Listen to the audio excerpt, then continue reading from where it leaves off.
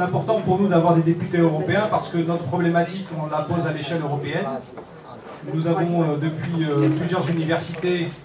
voulu mettre en convergence nos luttes pour ensemble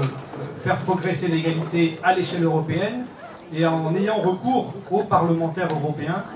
on espère pouvoir tirer par le haut un certain nombre de pays grâce à l'initiative du Parlement européen. On a évoqué dans le débat de cet après-midi sur le droit de vote des étrangers que le droit de vote des Européens dans les différents pays de l'Union européenne avait été octroyé grâce au traité de Maastricht, donc grâce à un travail à l'échelle du niveau européen. Et nous avons évoqué tout à l'heure l'enjeu, par exemple, d'avoir une constitution européenne qui permette de prendre une initiative à l'échelle européenne d'attribution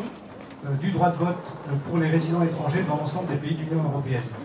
Donc c'est très important pour nous d'avoir des parlementaires européens.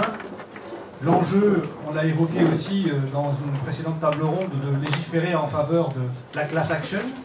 de l'action de groupe dans l'ensemble des pays européens, d'autoriser la procédure du testing dans l'ensemble des pays européens, et puis bien évidemment l'enjeu de l'immigration, l'accueil des migrants, de garantir une égalité des droits dans l'ensemble des pays de l'Union européenne, de pouvoir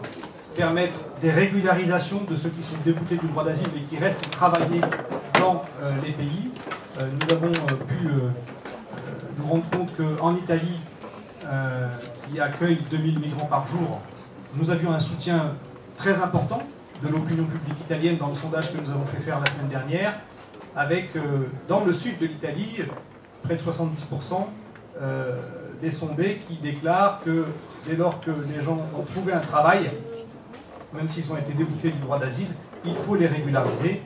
Plus de 56% en France, plus de 60% en Allemagne. Donc on a des revendications à porter ensemble à l'échelle européenne et c'est important de pouvoir s'appuyer sur des parlementaires européens. Mais ce qui a fait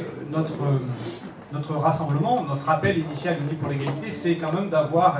eu envie de défier l'extrême droite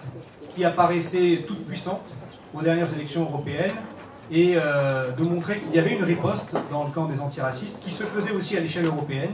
Et s'il y avait des groupes qui essayaient de se constituer de l'extrême droite au Parlement, il y avait aussi des organisations qui s'unifiaient pour pouvoir peser ensemble contre des populismes, des nationalismes qui sévissent en France, en Belgique. Le Vlaams Blok, on en a parlé avec Carlos Crespo, le président du MRAX à l'ouverture, mais aussi Wilders, mais aussi les héritiers de Haider, etc., en Autriche, et donc des groupes d'extrême droite fascistes, comme on l'a discuté avec les organisations de Bulgarie, en Pologne aussi, en Tchéquie. Donc il y a à la fois des formations politiques que nous voulons combattre à l'échelle européenne et des groupes fascistes que nous voulons combattre ensemble à l'échelle européenne. Donc l'enjeu c'est à la fois de comprendre comment ces groupes fascistes, comment l'extrême droite a réussi à passer de 1% à 30% dans certains pays et comment réussir à endiguer ce phénomène en proposant quelque chose d'enthousiasmant aussi pour les populations des différents pays d'Europe.